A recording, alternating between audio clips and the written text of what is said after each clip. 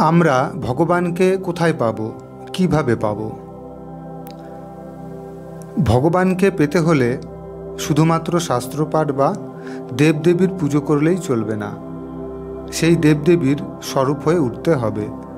যে দেবাত্মারা পরমাত্মা বা ভগবানের গুণকে নিজ জীবনে ধারণ করে স্বয়ং ভগবানের স্বরূপ হয়ে উঠেছিলেন, ঠিক তাদেরই মতো নিজেকে তৈরি করতে হবে। শাস্ত্রে এই দেবদেবীদের গুণেরই বর্ণনা করা হয়েছে, কিন্তু মানুষ তা পরিষ্কারভাবে বুঝতে পারেনি। সৃষ্টিচক্রের নিয়ম অনুযায়ী পরমাত্মা স্বয়ং প্রকাশিত হন। তিনি নিজে এসে নিজের পরিচয় দেন। তিনি শেখান কিভাবে তাকে জানা যাবে, কিভাবে তাকে পাওয়া যাবে। তাকে প্রাপ্ত করতে পারলে সকল প্রকার দুঃখের অবসান হবে, অর্থাৎ আত্মা জাগতিক বন্ধন মুক্ত হয়ে তারই তুল্য হয়ে উঠবে, যেমন হয়েছিল সত্য এবং ত্রেতা যুগের দেব আত্মারা। পরমাত্মা হলেন নিরাকার এবং নির্বিকার। তিনি কর্মবন্ধন মুক্ত। তিনি দেহ ধারণ করে মনুষ্য জন্মে কখনোই আসেন না। নিরাকার এবং নির্বিকার পরমাত্মা জ্ঞান এবং গুণের সাগর। তার এই জ্ঞান আর গুণের কোনো শেষ নেই, অর্থাৎ তিনি অবিনাশী। তাকে আমরা জ্যোতির্বিন্দু রূপে কল্পনা করি। ভগবান হলেন গুণের পুঞ্জ। একথা আমরা জানতে পারি তারই প্রদত্ত জ্ঞানে, যে জ্ঞানে আত্মার বোধের বা বুদ্ধির জাগরণ হয়। এবার চিন্তা করে দেখুন, এই গুণ কি চোখে দেখা যায়?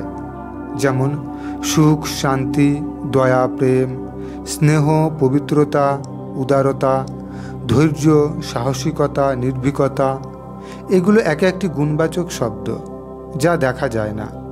এগুলির অনুভব করতে হয়। এমন গুণে পরমাত্মা সজ্জিত। এই গুণের একত্রিত রূপই হল পরমাত্মা শিব। তাই পরমাত্মার এই গুণের চিন্তনেই আত্মার মধ্যে ধীরে ধীরে এই গুণের প্রবেশ ঘটে। কারণ আত্মা পরমাত্মার মতো একই গুণে গুণী।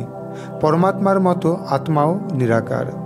পরমাত্মা দেহ ধারণ করেন না, কিন্তু আত্মা এই ধরায় দেহ ধারণ করে মনুষ্য জন্মে আসে।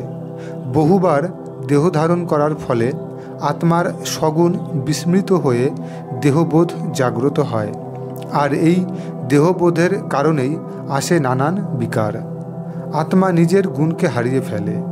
তাই মন্দিরে দেবদেবীর মূর্তির সামনে পুজো করতে থাকে, তার আরাধনা করতে থাকে, তাকে ডাকতে থাকে আর বলতে থাকে, আমি নির্গুণ, আমি পাপী, আর তুমি গুণবান, তুমি শক্তিমান, তোমার অসীম কৃপা। তাকে এভাবে ডাকার অর্থই হল আত্মার এমন গুণ ছিল, এখন আর নেই। সে তার গুণ হারিয়ে ফেলেছে।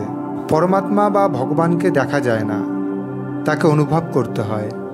তার স্বরূপ হয়ে ওঠা মানেই ভগবানকে পাওয়া। পরমাত্মা হলেন গুণের পুঞ্জ। তার এই গুণকে জেনে বুঝে নিজের মধ্যে ধারণ করে চরিত্রে ফুটিয়ে তোলাই হল ভগবানের স্বরূপ হয়ে ওঠা। তাই ভক্তিমার্গে বলা হয়, মানুষের মধ্যেই ভগবান আছেন। ভগবানকে বাইরে খুঁজো না, নিজের অন্তরে খোঁজো। আসলে মানুষ বুঝতেই পারেনি যে ভগবান মানুষের মধ্যে কী রূপে আছেন, কিভাবে আছেন। পরমাত্মার গুণে সাজাতে হবে নিজেকে। গুণের স্বরূপ হওয়ার অর্থই হল পরমাত্মাকে বা ভগবানকে পাওয়া। ভগবানের শ্রীমত হল বিশ্ব কল্যাণকারী শ্রীমত। ভগবানের শ্রীমত আমাদের বোধের জাগরণ করায়, ফলে আত্মা চিনতে পারে নিজের হারানো গুণকে। যেই গুণ দেহের বিকারের কারণে দাপর যুগ থেকে ধীরে ধীরে হারিয়ে ফেলেছিল, আর এই গুণ হারিয়েই আত্মার পতন হয়েছে। স্বয়ং পরমাত্মা এসে জানান, আমারই গুণে সমৃদ্ধ করো নিজেকে, আমার শ্রীমত অনুসারে চলো, আমার স্বরূপ হয়ে ওঠো, তাহলেই আমাকে পাবে। আত্মা যখন পরমাত্মার গুণের সঙ্গে পরিচয় হয়, অর্থাৎ আত্মা তখন পরমাত্মার সঙ্গে পরিচয় হয়। তারপর সেই গুণকে চিনে তা ধারণ করে জীবনে পরিবর্তন আনাই হলো ভগবানকে নিজের মধ্যে ধারণ করা। আত্মা স্বয়ং তখন পরমাত্মার স্বরূপ হয়ে ওঠে। তাহলে আসুন আজ থেকেই আমরা ভগবানের গুণগুলি নিজের মধ্যে ধারণ করতে শুরু করি আর তারই গুণের স্বরূপ হয়ে উঠি।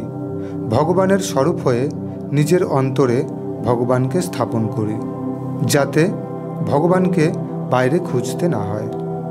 সবাই পরমাত্মার ছত্রছায়ায় ভালো থাকুন, সুস্থ থাকুন, সুরক্ষিত থাকুন। ধন্যবাদ।